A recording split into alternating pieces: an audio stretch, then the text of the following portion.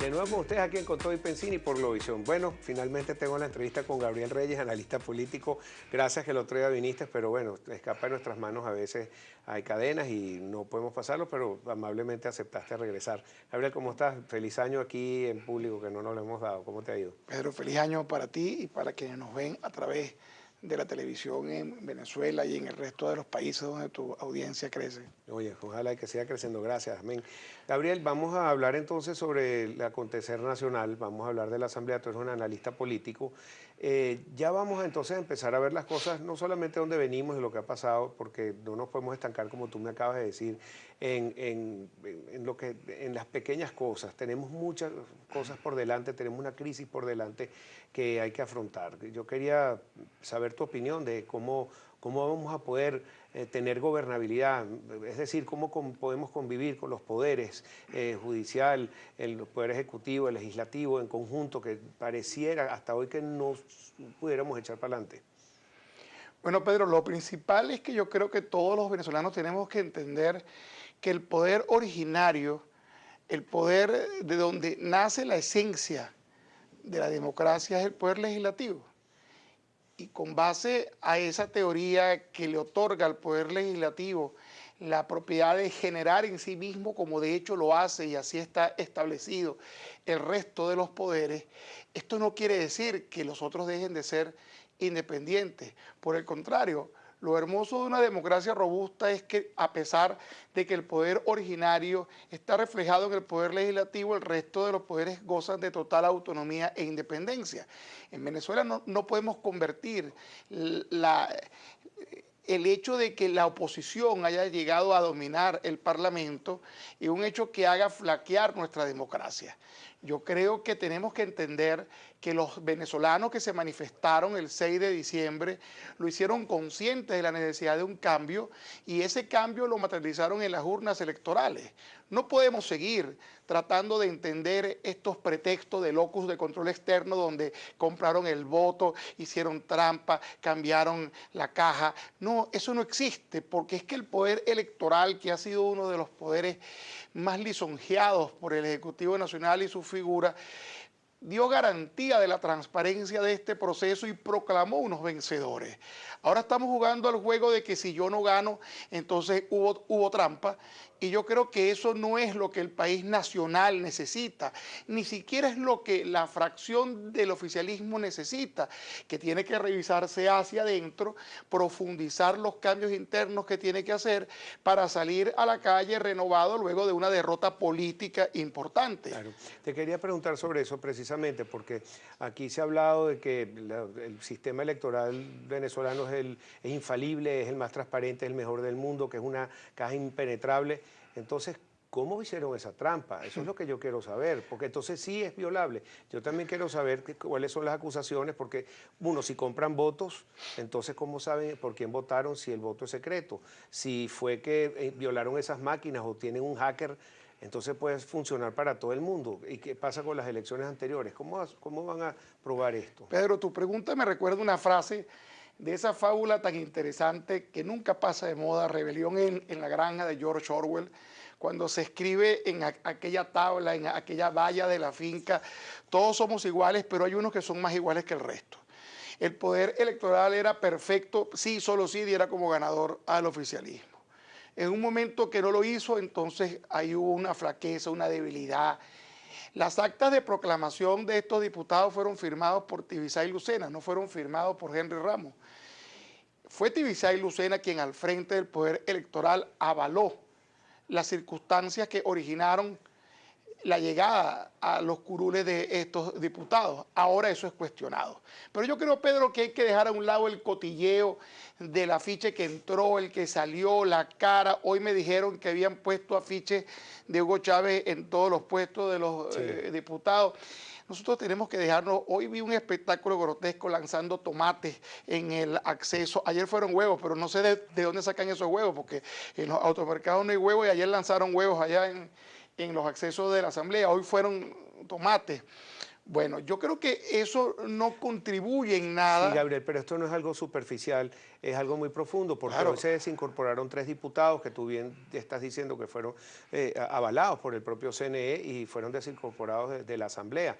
Y si entonces empieza a pasar esto con los demás, y fue una revancha, porque se decía, tienen que decir la palabra acatar, y el presidente de la Asamblea dijo, cualquier sinónimo funciona, estamos acatando la sentencia. Pero ¿qué va a pasar entonces con eso? decía Ortega y Gasset, y lo traigo a colación en unos ensayos que escribió sobre Mirabeau, que el político podía ser estadista, magnánimo o pusilánime. Yo creo que no hace falta que describa los dos últimos porque los conocemos con ejemplos prácticos. Pero del estadista decía Ortega que no necesariamente las virtudes del hombre de bien tienen que ser las virtudes del político. Y muchas veces el ejercicio de la política nos obligaba a torcer, y me permito hacer una breve cuña porque eso está en el artículo de esta semana de Newsweek en español para Venezuela, que lo llamo así mismo, ¿Qué escribiste tú? el estadista, sí. En este momento lo que está sucediendo es que tiene que existir un margen de maniobrabilidad alrededor de las circunstancias que pareciera que el oficialismo pretende cerrar, trancar el juego, y la oposición está buscando salidas inteligentes para aceitar un mecanismo que el oficialismo quiere condenar.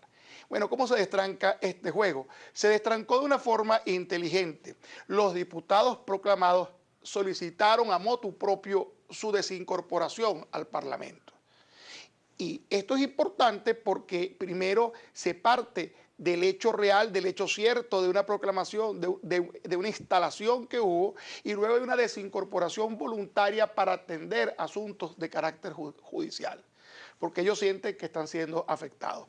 Por supuesto que es muy lamentable porque el Estado Amazonas pierde esa capacidad de ser representado, y eso es una herida a la democracia, que la democracia no es el ejercicio de las grandes ciudades, es el ejercicio del país completo, y Amazonas, que merece tanto respeto como Carabobo, como Miranda, como Zulia, merece tener su representación. Pero dadas las circunstancias, pareciera que todo apunta hacia la repetición de este proceso electoral. Bueno, mientras tanto, mientras esto se repite, mientras esto se reprograma, entonces tal vez sacamos los 4 diputados en vez de 3, vamos a concentrarnos en el tema.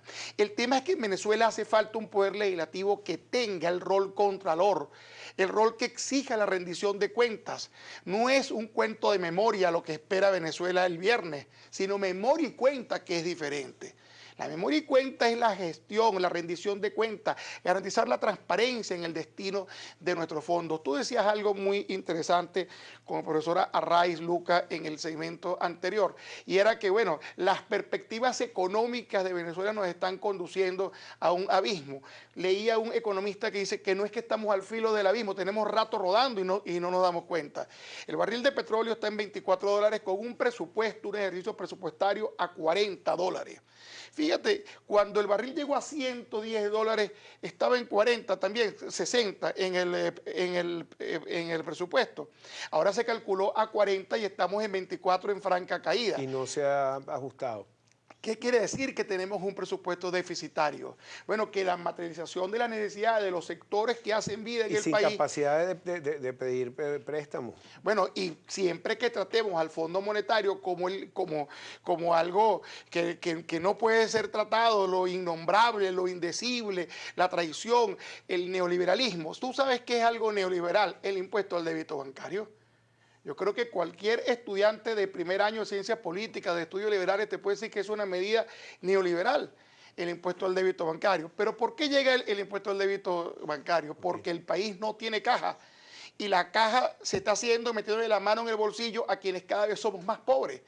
Entonces, el Poder Legislativo necesita tener la capacidad de acción suficiente para exigir que ese modelo económico, que al final ha sido blindado con unas leyes, sea desmontado para facilitar las libertades económicas de los venezolanos. Uno de los temas, ya vamos a volver al tema económico, pero uno de los temas que más me ha llamado la atención es el nivel de discurso que se está llevando a cabo en la Asamblea, de lado y lado. Unos son revanchistas, otros insultan, no van al mundo de los argumentos ni las ideas, sino insultan a este diputado que le dicen tal cosa y se burlan, y después fuera del hemiciclo las declaraciones, por ejemplo, en contra del secretario general de la OEA son personales, lo descalifican, no va nuevamente a las ideas, y una institución que en algún momento puede favorecer a un lado o al otro, como lo ha hecho, y en los últimos años ha favorecido más al gobierno que a la oposición. Lo que se está hablando es que, mira, si no se vive en democracia, tienen que aplicar una carta democrática que está estudiada desde el capítulo 5, el capítulo de Washington, desde Rómulo Betancourt, es histórica y nunca se ha aplicado, pero por lo menos tiene que decirle, mira, vamos a poner esta cuestión en orden, afortunadamente estamos saliendo adelante, pero ese nivel de discurso, esa comunicación, ¿por qué tan baja? ¿Tenemos esperanza que va a elevarse ese discurso? Yo creo que todavía no hemos comprendido la magnitud de la realidad en la que vivimos. Yo creo que ya la cita electoral ha trascendido, ya ha arrojado unos resultados, y yo creo que tenemos que concentrarnos, todos los venezolanos, en sacar este país de donde se encuentra. Yo creo que los discursos que insultan a las partes, los discursos que no construyen ese país diferente que esperan todos los venezolanos, son discursos estériles, es una pérdida de tiempo y tal vez son de efecto distractor o tal vez generan crisis de gobernabilidad, que no es otra cosa que la paz social necesaria para que el país se enrumbe. Si esos discursos siguen manteniéndose, sencillamente cada vez va a ser más difícil entablar el derrotero hacia donde debe llevar Venezuela su rumbo. Y precisamente la comunicación política es la herramienta que le transmite a los venezolanos, a los ciudadanos en general, cuál es la razón por la cual tenemos que trabajar de cara a nuestro futuro. En Venezuela la comunicación política actualmente tiene que concentrarse en cuáles son los problemas del venezolano y cómo los vamos a solucionar. Y eso hay que potabilizarlo, eso hay que encapsularlo, eso hay que convertir de eso una dosis diaria que suba a cerro, que vaya al llano, porque todos los venezolanos tienen que saber que nuestros problemas sí tienen solución y que la solución está ligada a la acción conjunta de las fuerzas políticas para que la economía del país se recupere. Es que definitivamente, Gabriel, yo creo que el problema económico ahorita es fundamental. Sabes que siempre en este programa hablamos de la economía, tú trajiste el tema a colación, pero la situación de Venezuela en este momento no es nada fácil, es grave. Es un momento que creo que ya yo vi, por lo menos, y lo dijo Rafael Arraiza Lucas, que vio bien el acercamiento entre Henry Ramos y Cilia Flores, que se dieron un beso y todo, que pongan a Aristóbulo, que es un operador político, y Henry Ramos lo celebró. Creo que es un momento que hasta cabe, así hayan satanizado lo que se llama un pacto. El pacto Punto Fijo fue un pacto que se logró entre distintos partidos políticos en Venezuela y logró que hubiese gobernabilidad por muchos años. Bueno, estuvo caduco, no cumplió después los objetivos, las cosas cambian, pero este es un momento donde se tiene que hacer un pacto de gobernabilidad porque la crisis económica, la inflación, la caída de los precios del petróleo, factores que no dependen ni siquiera de nosotros, la devaluación del yuan, factores de geopolíticos, del ISIS, de todo, nos obligan a Venezuela que dejamos de discutir y veamos el problema y ir hacia adelante. ¿Cuál es tu opinión? Pero estoy totalmente de acuerdo con lo que tú has planteado. Yo creo que este país solo tiene salida con 3 pasos muy sencillos. Ajá, qué bueno. Uno, el reconocimiento del adversario, porque no es enemigo, es adversario. Y hay que reconocerlo. Lo segundo es el reconocimiento de nuestros problemas sin ese ejercicio de locus de control externo. Vamos a asumir la responsabilidad de lo que hemos hecho, lo que no hemos hecho. Y vamos a entender que nuestro modelo político, nuestro modelo económico no puede ser un punto de honor donde la ideología trascienda más allá del hambre de los venezolanos.